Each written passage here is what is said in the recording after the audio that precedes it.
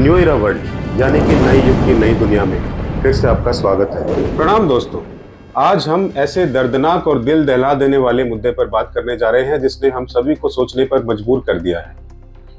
19 साल की मनीषा की बेरहम मृत्यु, यह हमारे समाज के माथे पर लगा एक कलंक है। यह सवाल उठाती है कि क्या हम आज भी उस सभ्य समाज में जी रहे हैं जिसका हम दावा करते हैं। 11 अगस्त मनीषा अपने घर से बाहर निकली, लेकिन किसे पता था कि आज उसका आखिरी दिन होगा।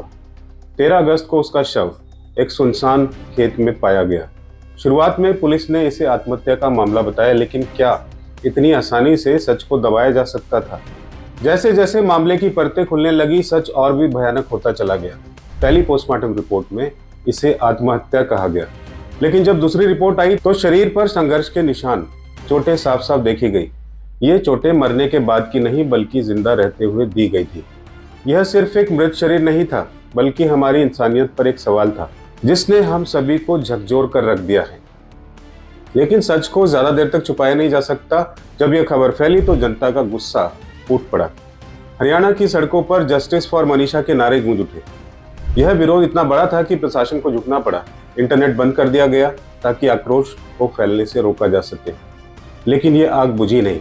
आखिरकार मुख्यमंत्री नायब सैनी ने इस मामले को सीबीआई को सौंपने और तीसरा पोस्टमार्टम दिल्ली के एम्स में कराने की घोषणा की। उम्मीद की एक किरण जागी कि शायद इस बार सच सामने आए और दरिंदों को उनके गुनाहों की सख्त से सख्त सजा मिले। हम अक्सर सुना करते थे कि पुराने जमाने में राक्षस हुआ करते थे, बड़े बड़े शरीर वाले, डरावनी शक्ल वाले। हम सोचते थे कि आज के जमाने में तो इंसान ही हैं, लेकिन आज हमें एहसास होता है कि इंसान की शक्ल में ऐसे हैवान आज भी हमारे समाज में मौजूद हैं, जिनकी सोच और प्रवृत्ति इतनी गंदी है कि वे किसी भी हद तक गिर सकते हैं। इस देश में निर्भया, शक्ति मिल्स, बिल्किस बानो, परारिया और मथुरा जैसे न जाने कितने मामले हुए हैं जहां महिलाओं को दरिंदगी का शिकार बनाया गया है। हर बार समाज और कानून ने लड़ाई लड़ी, न्याय भी मिला, लेकिन क्या हम सचमुच सुरक्षित हुए? इन घटनाओं से एक बात साफ हो जाती है कि ये दरिंदे हमारे समाज में छिपे बैठे हैं और कई बार कानून व्यवस्था भी ढीली पड़ जाती है। आंकड़ों को देखिए, 2022 में भारत में 31,516 रेप के केस दर्ज हुए, यानी हर दिन लगभग 86 मामले। सबसे चौंकाने वाली बात यह है कि इनमें से 96.6% मामलों में दोषी कोई परिचित ही था जिसे पीड़िता जानती थी। हरियाणा में 2019 से 2024 तक 10,262 रेप और 6,338 मर्डर केस दर्ज हुए, लेकिन दोषियों को सजा मिलने की दर जानते हैं आप? केवल 13.2%। एक और सवाल उठता है, सिर्फ पुलिस या सरकार के भरोसे बैठे रहे हमेशा, या हम इस दर्दनाक स्थिति को बदलने के लिए भी कुछ कर सकते हैं? हमें अपनी सोच बदलनी होगी। हमें अपने घरों से ही लड़कों को महिलाओं का सम्मान करना सिखाना होगा। अगर हमारे आसपास कोई ऐसी घटना हो रही हो तो आवाज उठानी होगी, एकजुट होना होगा और न्याय की मांग पुरजोर तरीके से करनी होगी। हमें उन परिवारों का साथ देना होगा जो इस दर्द से गुजर रहे हैं। कानूनों को और भी मजबूत बनाया जाना चाहिए और फास्ट ट्रैक अदालतों में ऐसे मामलों की सुनवाई तेजी से होनी चाहिए। आज सभी मनीषा के लिए न्याय चाहते हैं, हम भी श्रद्धांजलि देना चाहते हैं। दोस्तों, यह केवल मनीषा का नहीं, यह हमारी संस्कृति, हमारी सोच और हमारे समाज की लड़ाई है। मनीषा का 9वें दिन अंतिम संस्कार हुआ। छोटे भाई ने दी मुखाग्नि, पिता फूट फूट कर रोए। कितनी नाकाबिले बर्दाश्त है ये घटना। मन में आक्रोश आता है उन जाहिल गिरे हुए राक्षसों के लिए। जो भी ये खबर देख रहा है, देख चुका है, हर एक के मन में से बद्दुआ निकली होगी, हर एक का अंतर्मन रोया होगा।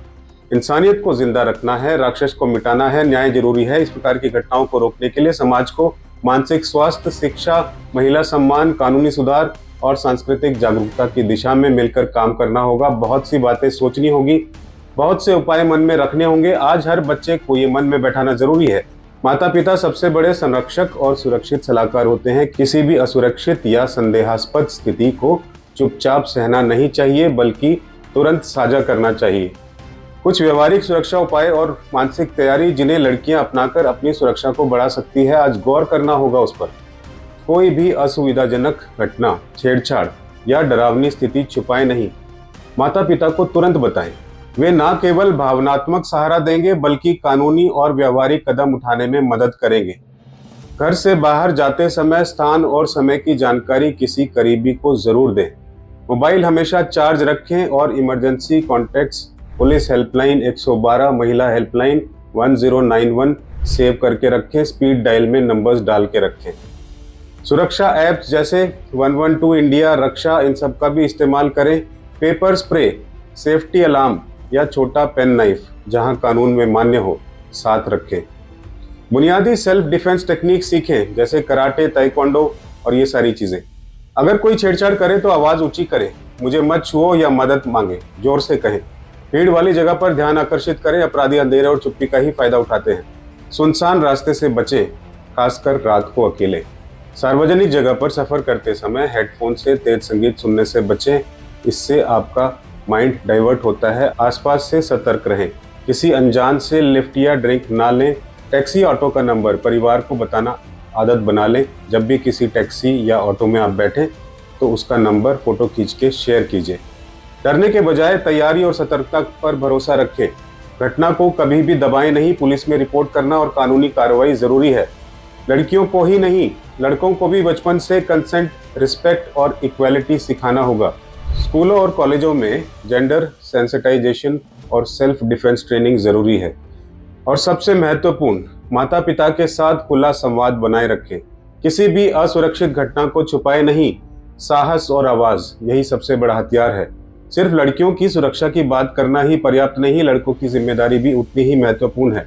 अगर किसी लड़के को कुछ संदेहास्पद लगता है या गलत लगता है, जैसे छेड़छाड़, पीछा करना, किसी लड़की को असहज महसूस होना या हिंसा की आशंका, तो तुरंत मदद करें, हस्तक्षेप करें।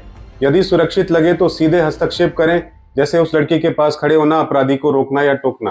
कभी भी ये मेरा मामला नहीं है कहकर नजरअंदाज ना करें। जरूरत पड़ने पर आसपास लोगों का ध्यान आकर्षित करें, सुरक्षित तरीके से कार्रवाई करें। तुरंत पुलिस या हेल्पलाइन नंबर 112, 1091, 181 ये सारे नंबर्स हैं, इन पर आप कॉल कर सकते हैं।